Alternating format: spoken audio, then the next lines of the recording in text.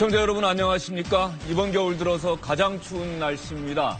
이번 추위는 모레 수요일 낮까지는 계속된다고 하니까 건강관리에 특별히 유의하셔야겠습니다.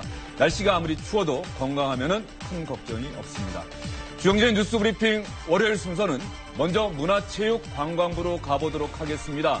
문체부 차관, 문체부 장관 권한 대행이 블랙리스트와 관련해서 현직 장관이 사상 초유로 구속된 사태와 관련해서 대국민 사과를 하게 됩니다. 이 자리에 김근식 교수, 이상희 정치평론가 그리고 민성기 선임기자 나오셨습니다. 어서 오십시오. 안녕하세요. 민성기 기자가 먼저 아직 발표가 시작된 것 같지는 않은데요. 네. 문체부에서 공식 사과를 한다. 나름대로 회의를 거친 결과겠죠? 뭐 그렇겠죠. 그 문체부 입장에서는 블랙리스트 사건으로 현직 장관이 구속되는 초유의 사태를 맞게 됐고요.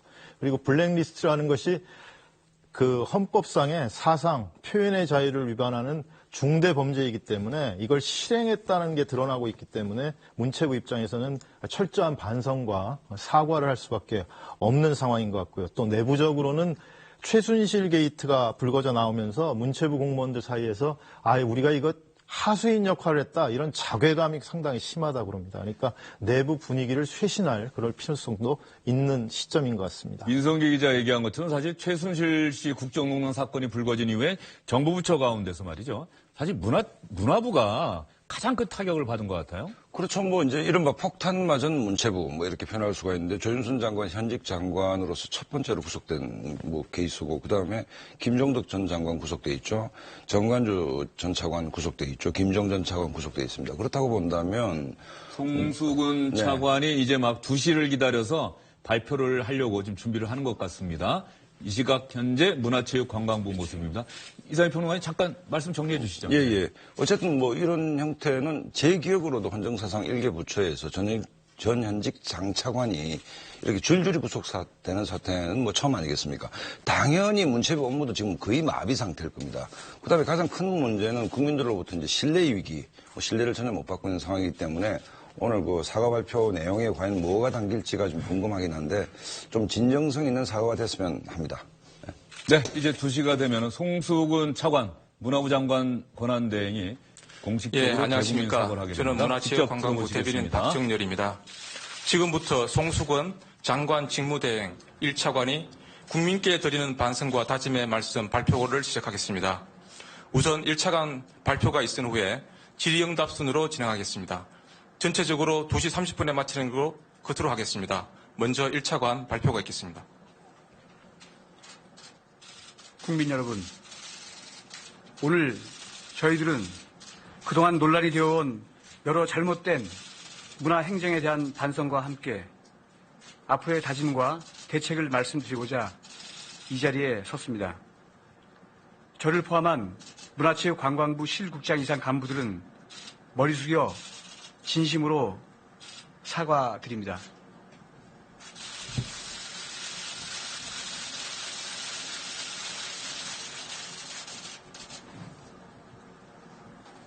문화예술인과 국민 여러분께 크나큰 고통과 실망, 좌절을 안겨드렸습니다. 예술 표현의 자유와 창의성을 지키는 보루가 되어야 할 우리 문화체육관광부가 공공지원에서 배제되는 예술인 명단으로 인해 문화예술 지원의 공정성 문제를 야기한 것에 대하여 너무나 참담하고 부끄럽습니다. 이런 행태를 미리 철저하게 파악하여 진실을 국민 여러분께 밝히고 신속한 재발 방지 대책을 강구했어야 함에도 불구하고 그러지도 못했습니다. 누구보다 책임감과 사명감으로 앞장서야 할 실국장들부터 통절하게 반성하고 있습니다. 어떤 변명의 여지도 없습니다. 이번 사태에 대해서는 현재 특검의 수사가 진행 중이고 아직 사태의 전말이 완전히 파악되지 않았습니다. 우리 문체부 직원들은 특검 수사 등을 통하여 그 구체적 경위와 과정이 소상하게 밝혀질 수 있도록 적극 협조하겠습니다. 앞으로 특검 수사 등을 통하여 우리 문체부가 져야 할 책임에 대해서는 마땅히 감내하겠습니다. 아울러 이번 일을 뼈아픈 자성의 계기로 삼겠습니다. 문화와 예술의 본래 가치와 정신을 지키는 것을 문화행정의 가장 중요한 원칙으로 항상 명심하고 낮은 자세로 국민들과 더욱 소통하며 각계각층의 다양한 의견을 더욱 소중히 받아들여 네, 지금 송수근 문화부 장관 직무대행이 대국민 사과문을 읽고 있습니다. 제가 간단히 계속해서 다음 내용도 있습니다만 앞에 얘기한 게 대부분 들어가 있습니다. 이번 블랙리스트 관련해서 블랙리스트라고 하는 표현을 구체적으로 쓰진 않았습니다.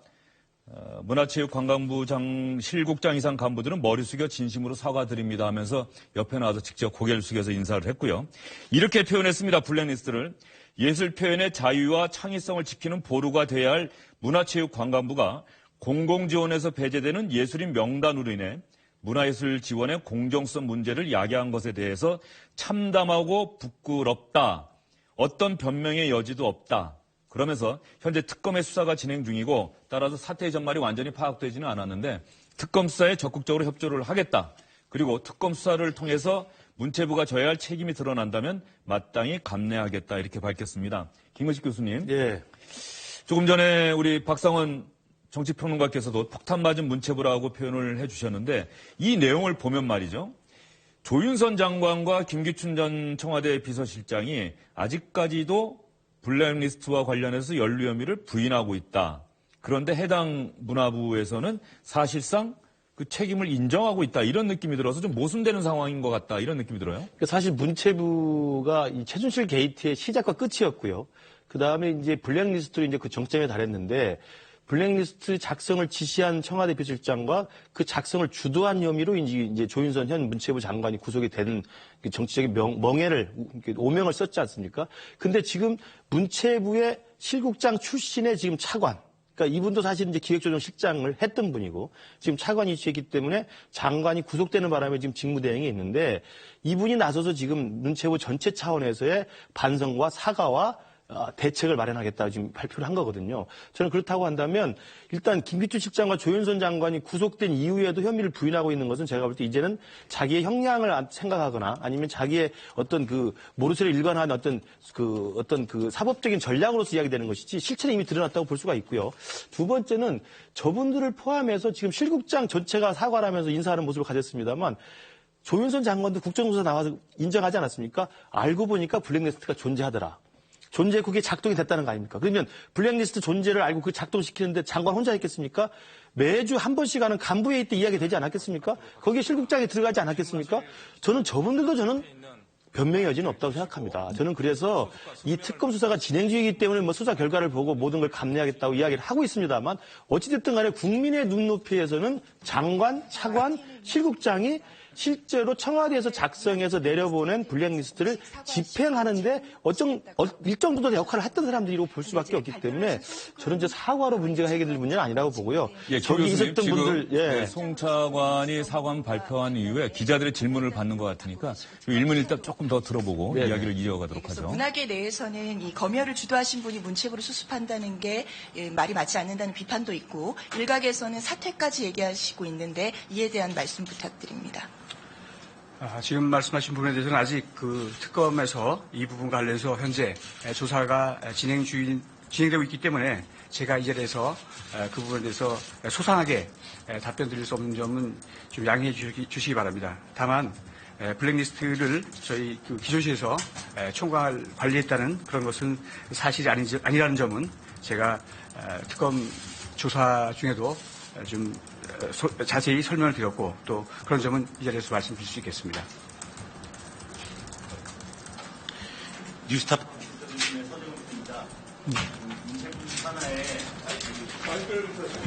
문체부 산하에 그동안 이제 지원을 많이 받았던 그리고 지원을 많이 해주는 그 산하위원회들이 있는 것으로 알고 있습니다. 뭐 문예위라든가 영진위. 근데 이제 이런 곳들에도 소위 뭐 부역자들이 있다라는 이야기들이 있는데 이런 분들에 대한 사후 처리는 어떻게 할 수 있을 것 같습니까?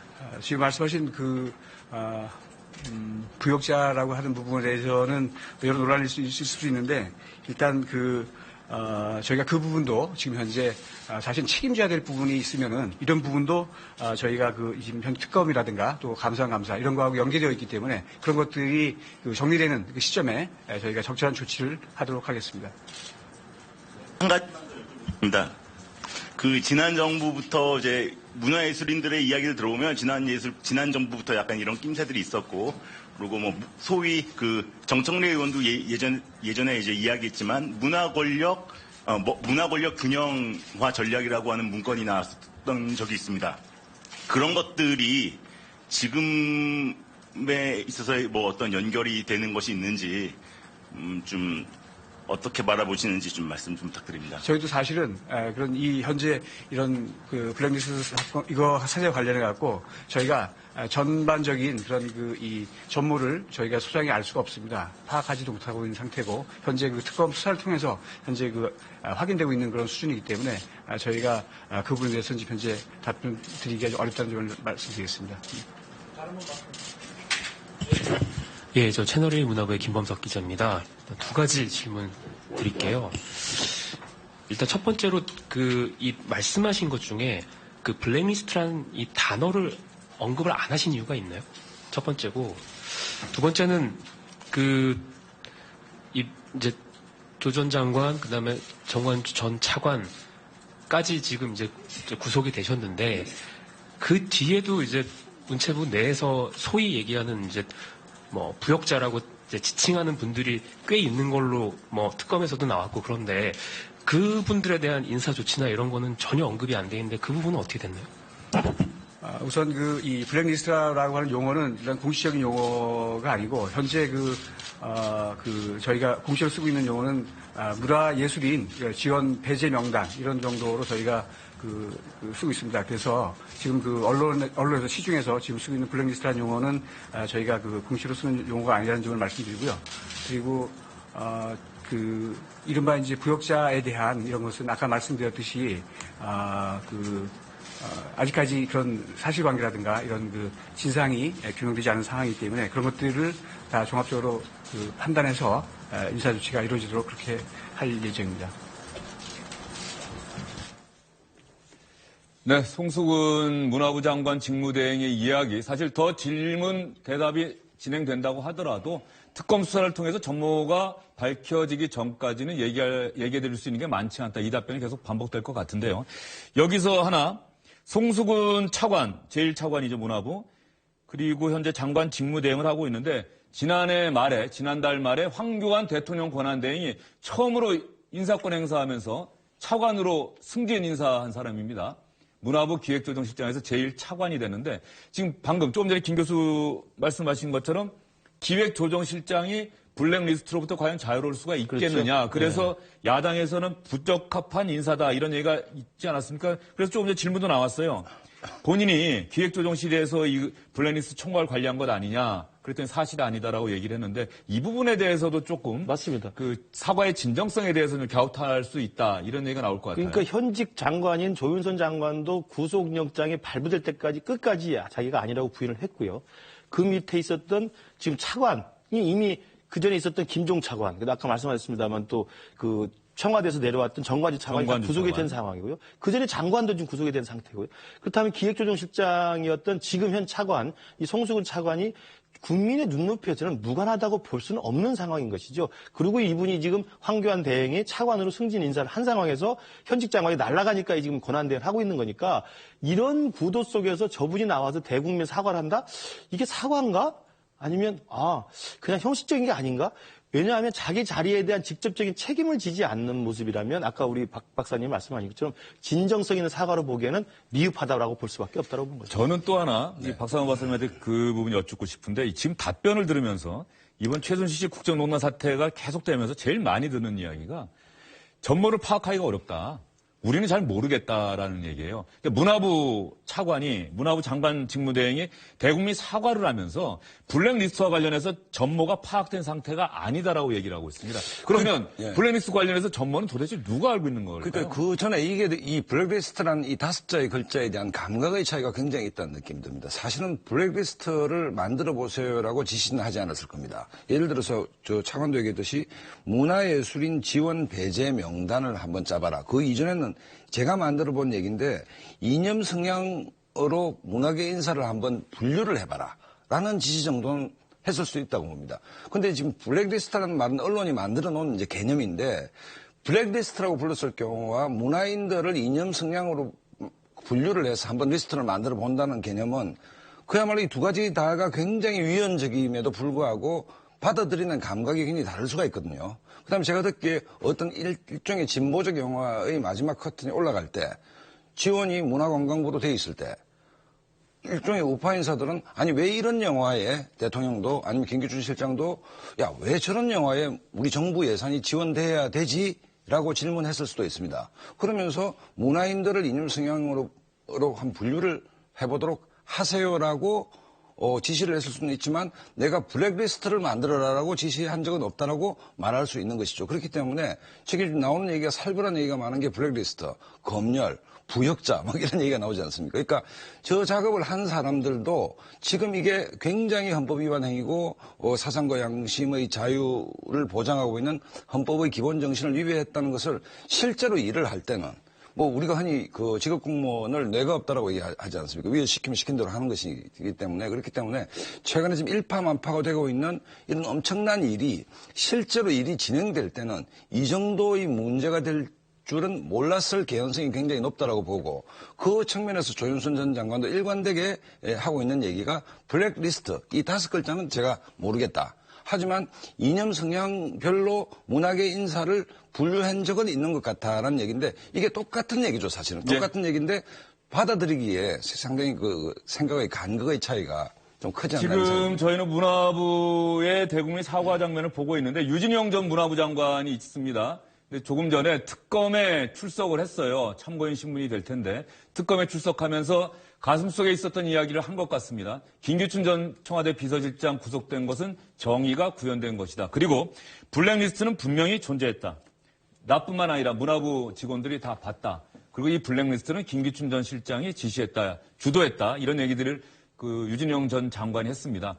문화부의 직전 장관, 현직 장관은 구속돼 있고 그 이전 장관은 이제 나와서 블랙리스트가 사실 존재했다.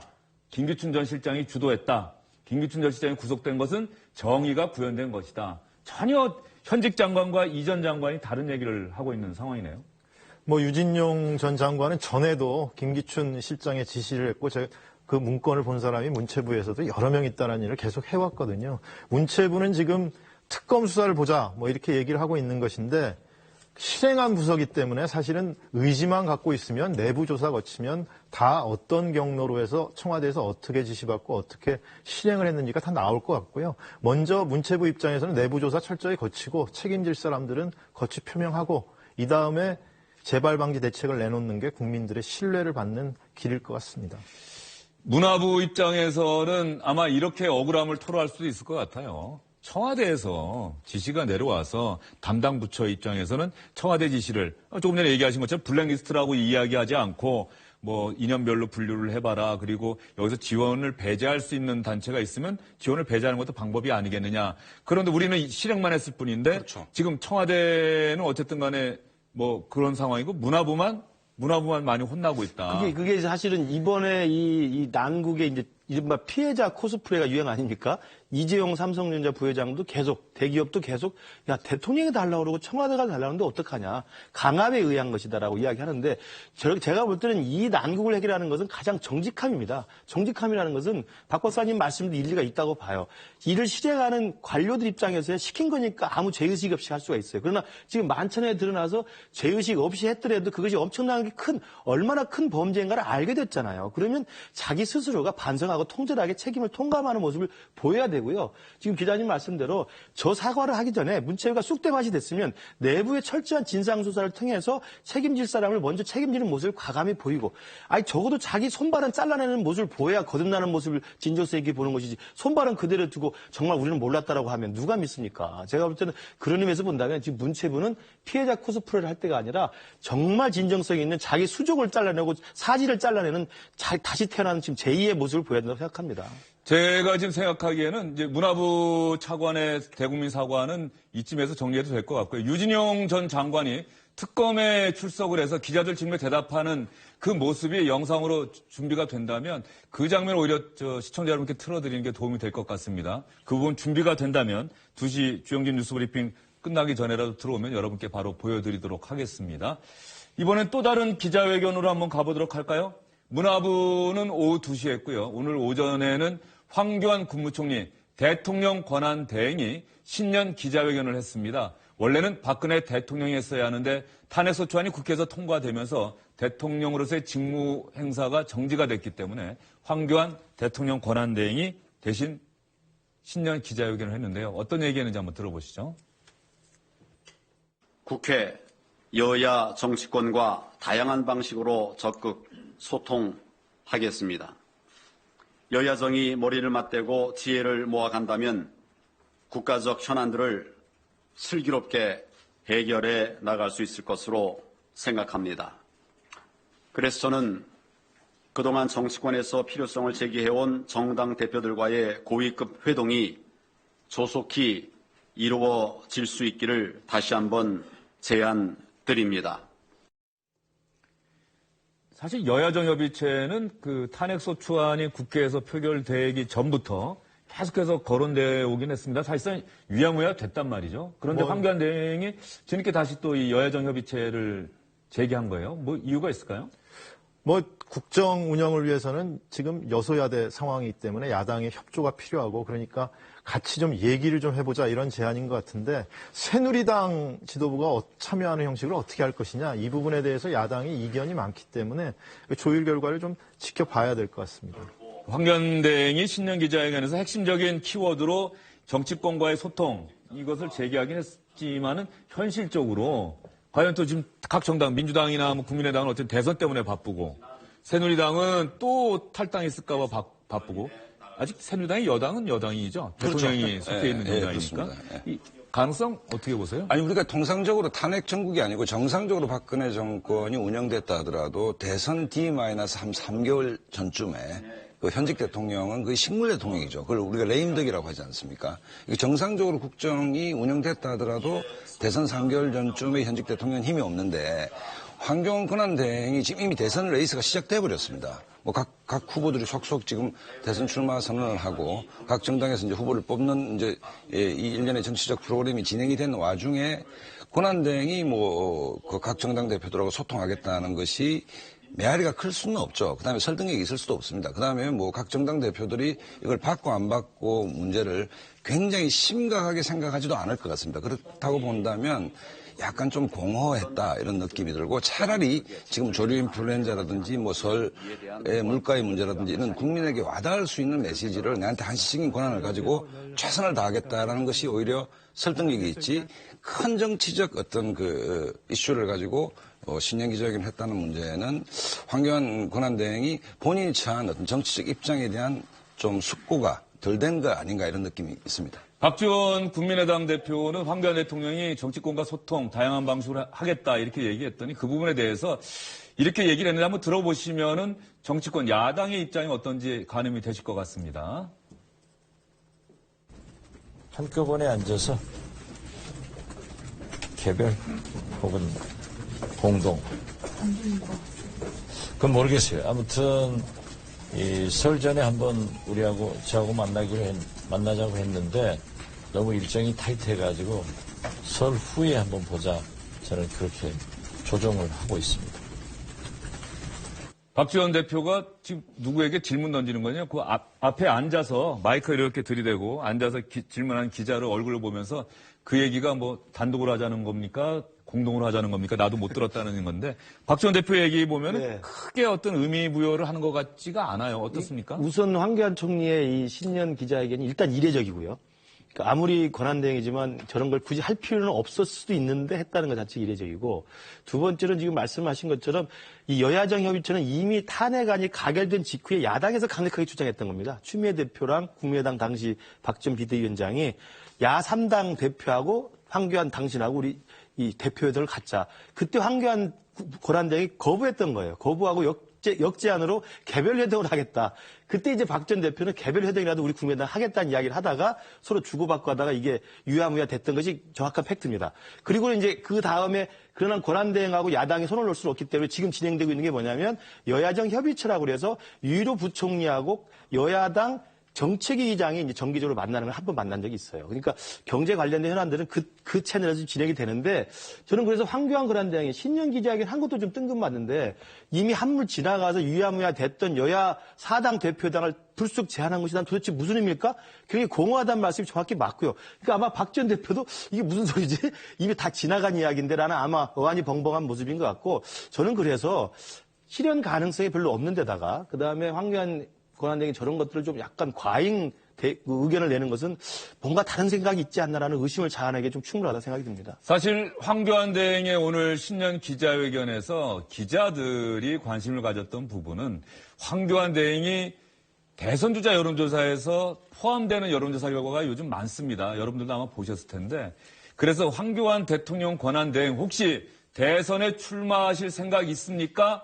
라고 기자들이 질문을 했고요. 이 부분에 대해서 황교안 권한대행은 이렇게 대답을 했습니다. 출마 여부에 대한 분명한 입장을 좀 밝혀주시면 감사하겠습니다.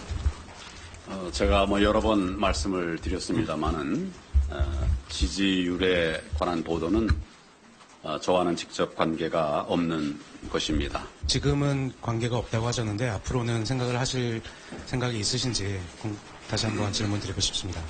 지금은 그런 여러 생각을 할 상황이 아니고 어려운 국정을 그것도 조기에 정상화하고 정상화할 뿐만 아니라 우리 미래를 대비하기 위한 준비를 하는 일에 전력하는 것이 마땅한 책무라고 생각합니다.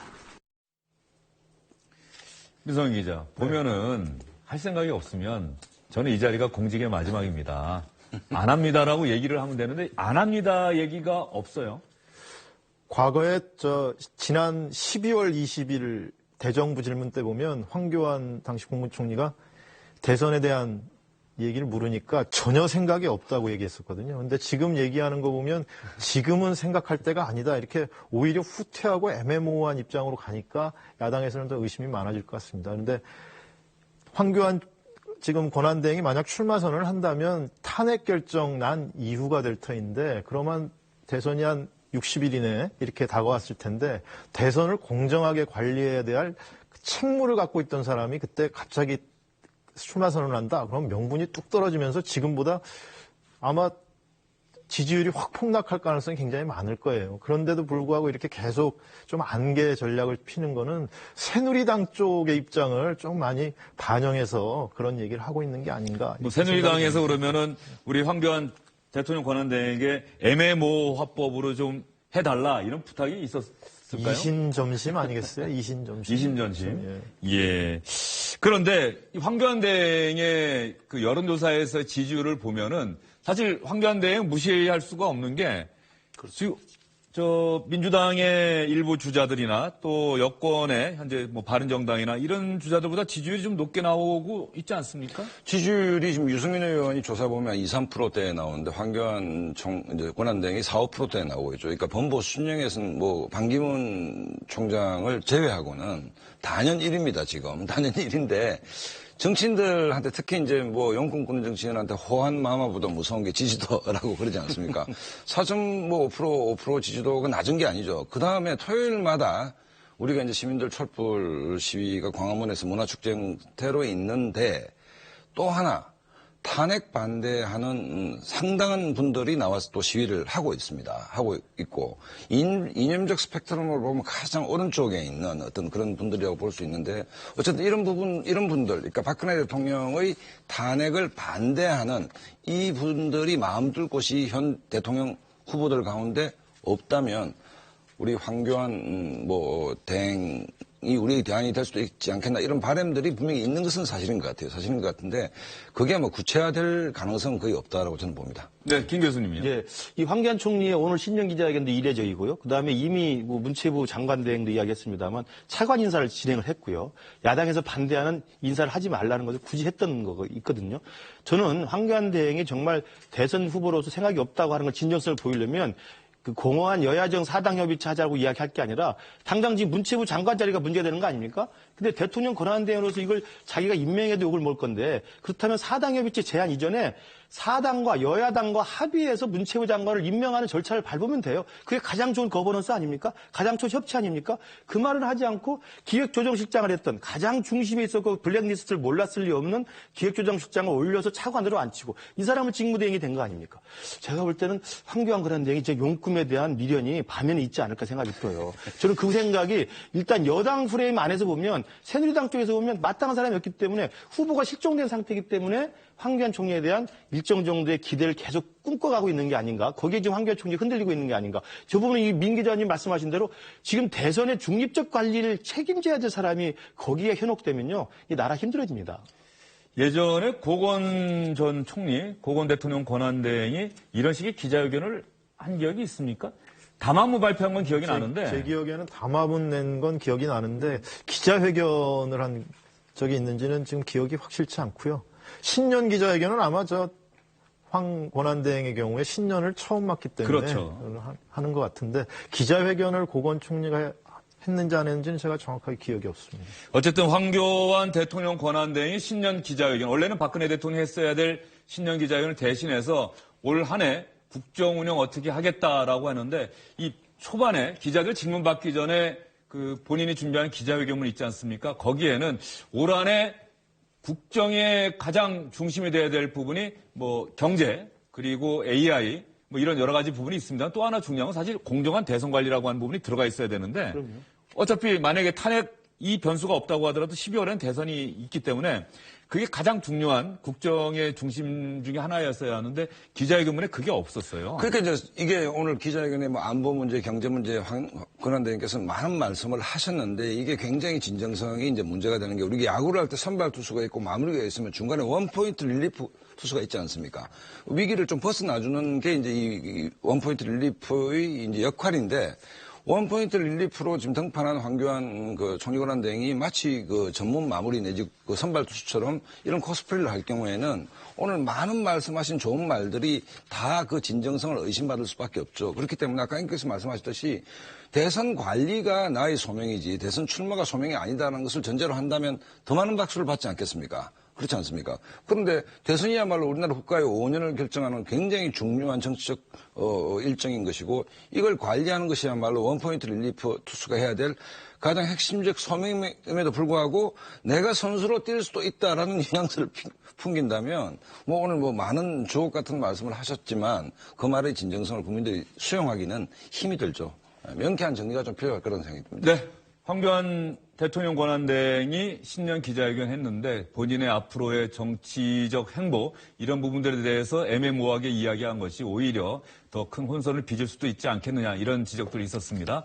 다음 주제로 넘어가 보도록 할까요? 매일처럼 정치권 소식에서 가장 앞부분에 소개해드렸던 정치인이죠. 이젠 정치인이라는 표현이 더 낯익은 반기문 전 유엔 사무총장. 오늘은 새누리당의 초재선 의원들과 만났습니다. 이제 지역 단위는 일정 끝내고 정치인들과 만나는 일정을 본격화하고 있는 느낌인데요. 오늘 분위기 어땠는지 한번 화면으로 보시죠.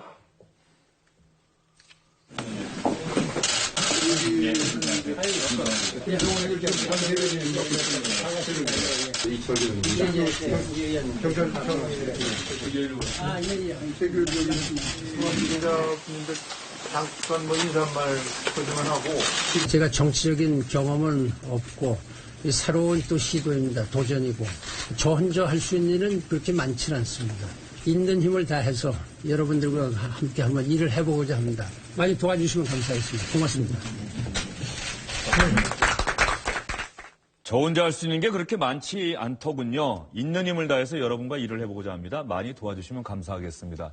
새누리당 의원들 만나기 전에 지난 주말에는 오세훈 전 서울시장, 현재 새누리당 탈당해서 바른정당에 가 있지 않습니까? 오세훈 전 서울시장을 만나서 도와달라 이렇게 얘기를 했다고 합니다. 오세훈 전 서울시장 이 부분에 대해서 어떻게 얘기했는지 한번 들어보시죠. 왜 바른정당으로 오시라고 말씀을 안 하시고? 바른정당으로 오시라고 말씀드렸죠. 아, 그 말씀도 구체적으로? 그럼요. 당연히 그렇게 말씀드렸죠. 바른정당에 오라고 말씀하셨을 때 당총장님께서는? 그러니까 모든 가능성을 열어놓고 지금 그분도 고민하고 계시는 거고요.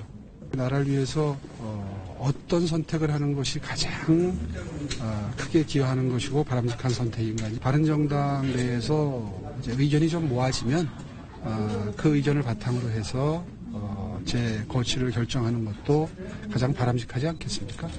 설 연휴 전에 한 번 더 만나시거나 그럴. 그 정도 하시죠. 반기문 전 유엔 사무총장이 새누리당 의원들 10여 명 만나고 오세훈 전 서울시장도 만나고 발걸음이 상당히 빨라졌습니다. 네, 뭐 이틀 전에는 김종인 의원도 만났다는 지금 소식이 전해지고 있으니까요. 확인된 겁니까? 지금 뭐 거의 확인이 돼 있는 것 같습니다. 서로 부인하지 않는 거 보니까 확인된 거나 다름없다 이렇게 봐야 될 것 같고요.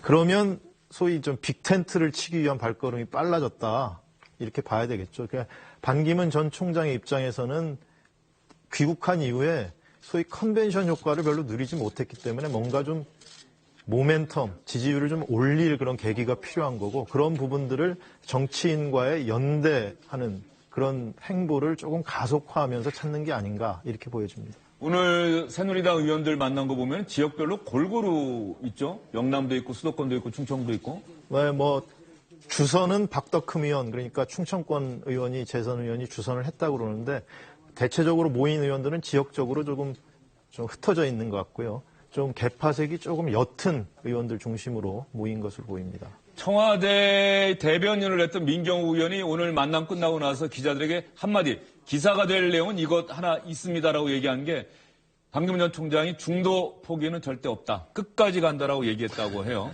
예, 저는 이제 반기문 총장이 그동안 들어와서 여러 가지 구설수 올랐던 것은 제가 볼 때 큰 문제가 되지는 않는다고 봐요. 애국생활 10년에 들어오면 한국이 적응하기 쉽지 않죠. 문제는 대선 후보로서 자기가 끝까지 가겠다고 결심하고 온 사람이면 전략이 분명히 섰어야 됩니다. 지금 10일째가 다 돼가고 있는데 전략이 섰다는 것은 자기가 신당을 창당해서 자기 깃발을 확실히 들 것인지. 근데 그 생각 안 하고 있다가 야 며칠 지나고 보니까 돈이 모자라서 좀 입당을 해야 되겠다. 정말 아마추어 중에 최고의 아마추어예요. 그럼 입당을 하려면 자기가 어디 둥지에 틀 것인지 생각을 하고 왔어야 되는 거죠. 바른정당 할 것인지, 국민의당 할 것인지, 아니면 새누리당 할 것인지. 지금 근데 오세훈 시장 만나서 바른정당에 가 있는 사람한테 도와달고 캠프를 총괄해달라? 그리고 새누리당 초대선을 만나서 도와달라? 뭡니까? 러브콜로 보내더라도 일관성 있는 메시지를 줘야 되는 거예요. 제가 볼 때 전혀 생각이 없는 분이라고 생각이 들 수밖에 없습니다.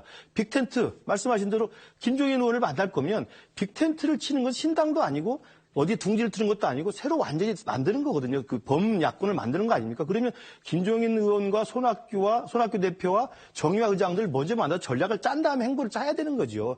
제가 볼 때 저 같은 정치학자도 그 정도로 생각할 수 있는데 그런 ABC와 선우가 전혀 없는 걸로 봐서는 제가 볼 때 아직 준비는 덜 돼 있는 게 아니라 생각이 들어요. 빅텐트, 큰 천막, 거대 천막, 우리말 놔두고 사실 이 정치권에서 영어가 많이 쓰이는 것 같긴 한데 반기문 전 총장이 그 이른바 제3지대론 큰 천막 이 부분에 지금 이제 중점을 두고 있는 것 같습니까? 특정 정당에 들어가기보다는? 아니 그러니까 스텝이 좀 옮겼죠. 사실은 뭐 그러니까 들어오기 전에 두 가지 문제에 있으면 분명히 결정을 짓고 들어와야 되는데 어느 정당을 선택할 것인가의 문제, 그다음에 개헌에 대한 입장이 뭔가의 문제, 이 두 가지 문제를 입장을 분명히 정해야 되는 것이고 또 하나는 제가 바둑 얘기를 좀 또 주면. 바둑은 귀에서 변으로 가서 중앙으로 가는 거 아닙니까? 알파고도 귀에서 뜨고 이세돌도 귀에서 뜨는데 귀라고 하는 부분은 귀퉁이를 얘기하는 거죠. 예. 돌이 먼저 가고 돌이 점점 변 쪽으로 가서 중앙 쪽으로 가는 게 그러니까 자연스러운 흐름입니다. 중앙에서 먼저 하는 게 아니라 그렇죠. 중앙에 공허하게 뜨는 사람은 없지 않습니까? 그런데 반기문 총장이 예를 보면 중앙에서 공허하게 놀았습니다. 자기 근거지가 없었던 것이죠. 자기가 어디에 두 집을 내고 살 것인지를 정한 다음에 그 세력을 기반으로 해서 빅텐트 안에 들어가서도 자기 세력에서 지분을 받는 것이지 중앙에 신선처럼 구름당 당수처럼 떠다니다가 갑자기 빅텐트 안에 쑥 들어간다 해서 그 사람을 누가 인정할 것인가의 문제입니다. 그렇기 때문에 우리 교수님이 얘기했듯이 분명히 정치 아마추어리즘을 극단적으로 좀 드러냈다. 그 다음에 반 총장과 그 주변 인물을 가지고 대선이라는 빅게임을 할 수 있을 것인가. 전혀 불가능하다는 것을 아마 본인이 뼈저리게 느꼈을 것입니다. 그 중에 하나가 돈 문제도 있을 것이고. 그렇다고 본다면 설 전후해서 이 두 가지 문제에 대해서 본인의 입장을 좀 정리할 필요가 있다. 하나는 어느 정당을 선택할 것인가의 문제. 왜냐하면 민주주의란 것은 대의제고 대의제라는 것은 기본적으로 정당 정치 아닙니까? 그 다음에 전국 선거를 하는 데서 정당의 지원 없이 한다. 사실상 불가능한 것이죠. 그렇다고 본다면 가장 기본적인 작아 보이더라도 한 귀퉁이에서 물론 이 귀퉁이가 중앙 전체를 의미하는 건 아니겠지만 귀퉁이에서 견실하게 뿌리를 내린 다음에 변과 중앙으로 나가는 것이 합당한 전략인 것이고 이 변과 중앙이 빅텐트일 수가 있는 것이죠. 그렇기 때문에 자기 근거지가 없는 상태에서 빅텐트 안으로 들어갔다가는 증발될 가능성이 상당히 높다고 봅니다. 예, 반기문 전 총장의 발걸음이 빨라지고 있는 이유 중에 하나가 여론조사 기관이 매주 각 날짜만, 요일만 달리해서 매주 여론조사 결과를 내놓지 않습니까? 그런데 민성 기자가 얘기한 것처럼 이른바 컨벤션 효과, 귀국해서 반기문 매일 언론이 보도하고 그러면 지지율이 상승했어야 되는데 오히려 꺾이는 형국입니다. 그 리얼미터가 한 여론조사 결과인데요. 1월 23일 오늘 발표된 겁니다. 문재인 전 대표는 오히려 지난주보다 3%포인트 올라갔고요. 반기문 전 총장은 오히려 지난주보다 2.4%포인트 내려갔습니다. 올라간 주자는 그다음에 안철수 전 대표 정도네요. 나머지는 거의 그대로고. 황교안 권한대행이 4.6%나 되는군요. 현재로 치면은 단순히 이렇게 나열해도 6위 정도가 되니까 상당히 높은 수치다. 그래서 오늘 질문받고 안 한다는 얘기를 안 한 것 아닌가. 6위가 보수진영 내에서는 2위죠. 보수진영 내에서는, 범보수진영 내에서는. 새누리당 쪽이라고 한다면은, 네. 반기문 전 총장은 새누리당 입당은 안 하시니까. 새누리당 후보로서는 단연 1위입니다. 지금 화면에 조사개혁, 기관, 표본 오차, 방법 이런 거는 화면에 있는 거 읽어주시고요. 사실 여론조사 결과 보도할 때마다 사실 저 부분이 저희도 늘 갈등입니다. 저거 여러분들 사실 귀에 눈에 잘 안 들어올 텐데 저 부분을 꼭 해야 된다고 또 그렇게 정부에서 하고 있으니까 저희가 또 해야 되고요. 자세한 거는 중앙선거 여론조사 공정심의위원회 홈페이지 가면은 알 수가 있습니다. 자, 이것만 보더라도 반기문 전 총장이 이제 정치인들 빨리 만나서 이른바 아까 민 기자 얘기한 것처럼 제3지대론이나 이런 것들을 좀 구체화하는 모습을 보일 수밖에 없다. 그런 생각이 드네요. 반기문 전 총장이 이제 정치 교체를 아젠다로 들고 나왔기 때문에 기성정당에 바로 들어가는 것은 사실은 자기 논리에 잘 안 맞는 것이죠. 그러니까 일단은 빅텐트를 한번 쳐보겠다 이렇게 시도를 해서 일단 아까 바둑 얘기하셨으니까 닭개미야유의 소위 우주류를 한번 해보고 그게 안 되면 이제 기성정당과 어떻게 연대할 것인가 이런 걸 고려할 가능성이 상당히 많은 것 같고요.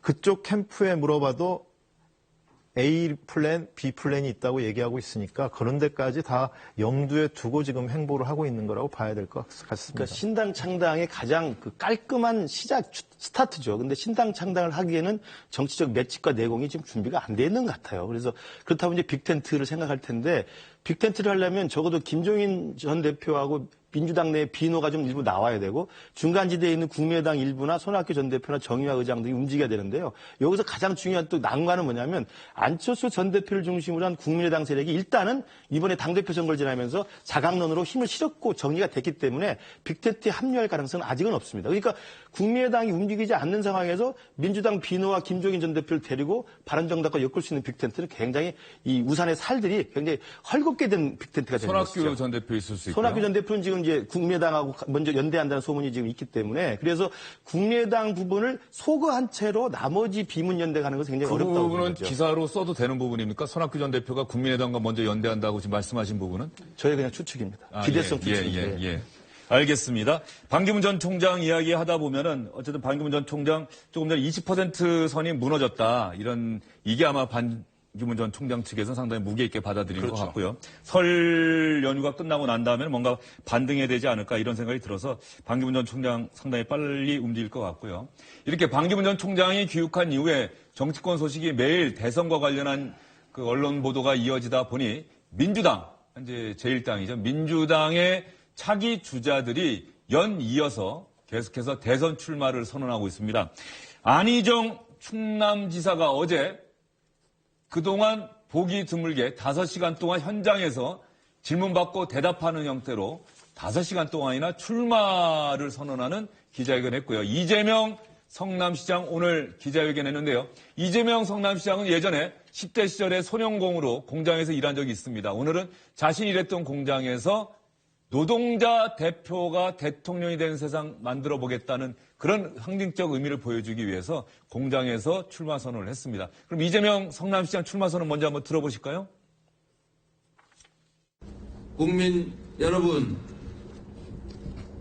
바로 이곳은 12살부터 어머니 손을 잡고 학교 대신 공장에 출근했던 빈민 소년 노동자의 옛 어릴 적 일터입니다. 바로 여기에서 저는 힘겨운 노동에 시달렸던 그 소년 노동자의 소망에 따라 대한민국 제19대 대통령 선거 출마를 여러분께 고합니다.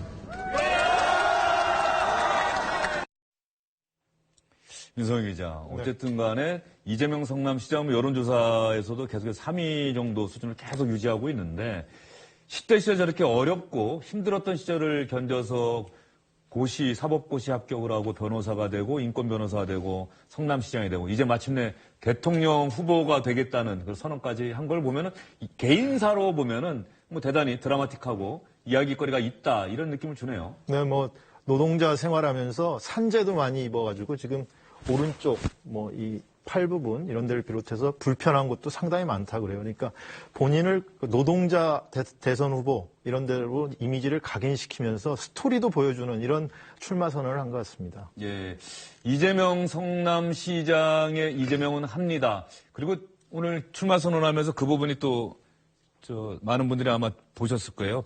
제가 대통령이 되면 박근혜 지금 대통령과 이재용 삼성전자 부회장 사면하는 일은 절대 없을 것이다. 이런 얘기까지 했는데 이재명 성남시장의 경쟁력 어떻게 보십니까? 지난번 미국 대통령 선거가 이제 도널드 트럼프의 돌풍도 있었지만 샌더스의 돌풍이 있었습니다. 그러니까 정의의 문제, 그 다음에 이른바 좌파 아젠다 문제를 적확하게 문제를 통렬하게 이제 제기를 하면서 기득권 문제를 끊임없이 제기를 해서 열풍을 일으켰고 뭐 상당히 미국 사회에 충격을 줬죠. 그러니까 제가 이재명 시장한테 바라고 싶은 것은 뭐 이재용 뭐 회장을 구속하고 박근혜 대통령을 구속하는 문제보다 오늘날 한국 사회를 진단하면서 이른바 그 진보적 의제에 정확하게 좀 천착하면서 문제를 좀 제기해내는 방식이면 좋지 않겠나 이런 느낌을 갖는데 어쨌든 굉장히 뭐 스토리도 그렇고 여러 가지 측면에서 이번 대선에서 가장 큰 볼거리를 제공하는 후보이면 틀림없다.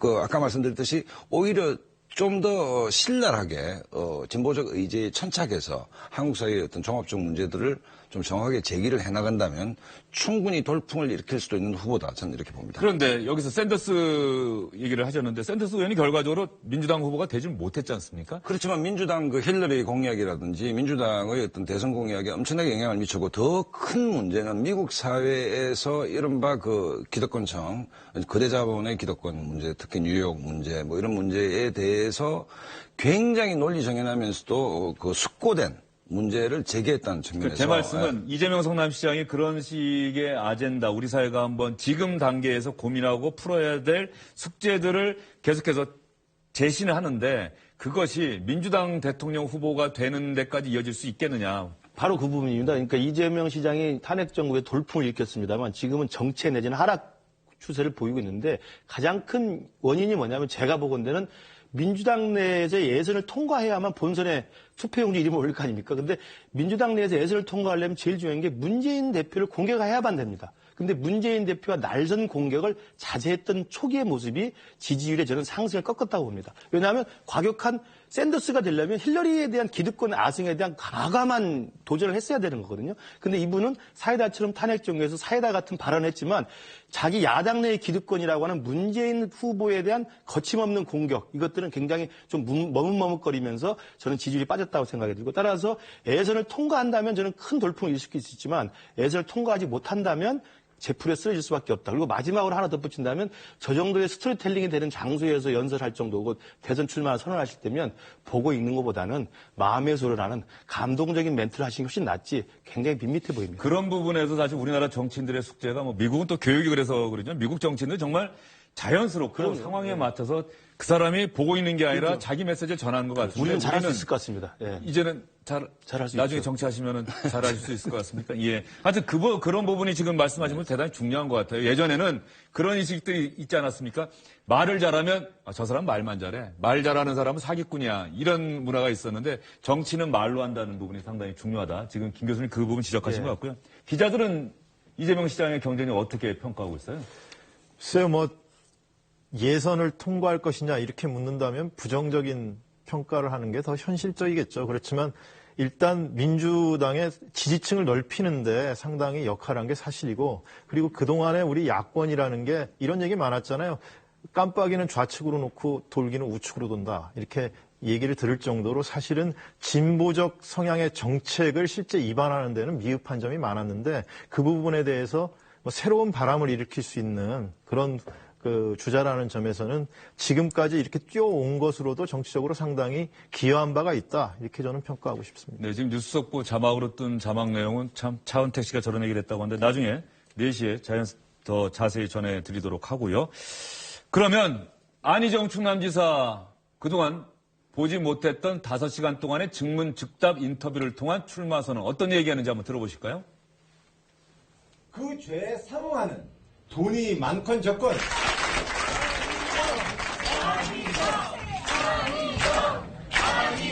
벌써부터 이러시면 5시간 동안 못 버티십니다. 나는 내가 이거 더 잘해 당신이 이거 못해 라고 얘기하는 것도 뭔가 좀 디스하는 것 같고 그렇다고 내 비전과 나는 제가 대한민국의 대통령이 된다면 나는 이러한 나라를 이끌겠습니다라고 얘기를 나는 기껏 했는데 말이 추상적이고 특히 문 후보에 대해서 얘기 안 하는 거 보니까 쟤 아무래도 서찰긴 모양이라 문재인 쉴드 치러 나온 모양이라고 그러니까 얘기를 못 하겠더라고요. 열린 마음으로 평가해 주셨으면 합니다. 대한민국의 이 정글과 같은 여의도의 정당 정치에서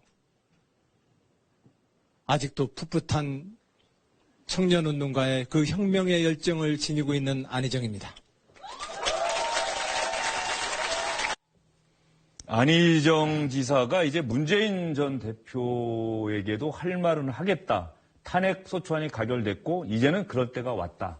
그렇게 얘기를 한 것 같아요. 지금 안희정 지사는 이제 야권의 적자는 나다. 그리고 내 여태까지는 선배인 문재인 전 대표 잘 공격하지 않았는데 이제 본격적으로 차별화하겠다. 그런 인식을 이제 드러낸 것 같고요. 어제 보면 저렇게 5시간 동안 하면서 검색어 1위도 올랐다 그래요. 그러니까 지금까지 대선 출마 선언한 주자들 가운데서는 상당히 효과가 좋은 아주 가성비가 높은 출마 선언을 했다. 이렇게 평가할 수 있을 것 같습니다. 가성비가 높은 출마 선언을 했다. 두 분도 안희정 지사의 경쟁력에 대해서 이번에 김 교수님 먼저 좀 얘기해 주시죠. 좀 짧게 얘기해 주시면. 그러니까 이재명 시장이 치고 왔던 그 이른바 바꿔 지지 열풍 이것들을 이 짧은 시간 안에 안희정 지사가 가져갈 수 있는지가 관건일 것 같고요. 너무 늦게 출발한 감이 있습니다. 그러니까 아까 말씀드린 것처럼 야당 내에서 경선은요, 바람이라는 것은 야당의 선두주자를 공격하는 것밖에 없어요.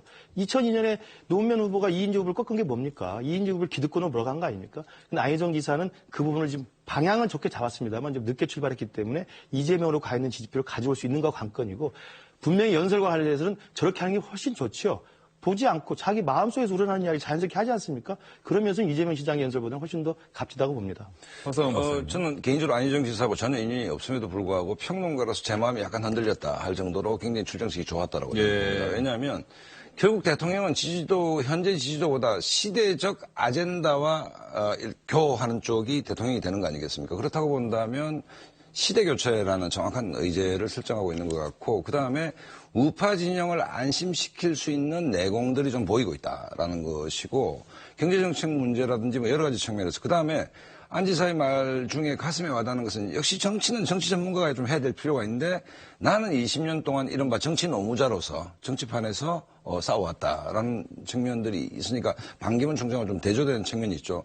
어쨌든 출마 선언과 1년의 최근 한 일주일의 어떤 메시지 전달력을 본다면 안희정 지사가 굉장히 자기가 그 잠재된 내공들을 좀 잘 보여준 어떤 출마 선언이 아니었냐 뭐 이런 생각이 듭니다. 설 이후에 안희정 지사의 지지율 변화가 과연 어떻게 나타날지 이 부분도 아마 주목을 해야 될 부분인 것 같고요.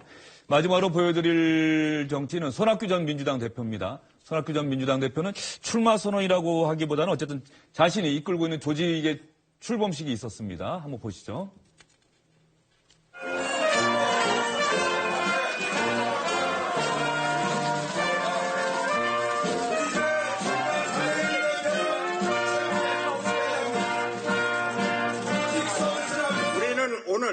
대한민국의 새로운 역사를 쓰기 위해 이 자리에 모였습니다. 동지들과 함께 이 목표를 이루기 위해 저에게 짐을 주어주신다면 저부터 피하지 않고 감당하겠습니다.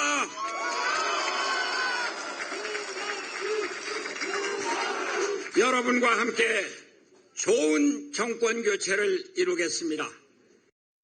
이제 저는 다시 한번 손학규 의장과 손을 잡자고 제안합니다. 오늘 여기서 손학규 의장께서 이야기한 여러 가지를 살펴를 보니까 그대로만 잘 하신다고 할 것 같으면은 우리나라가 새로운 길을 가지 않을까 하는. 손 전 대표가 사실상 출마 선언을 한 거네요.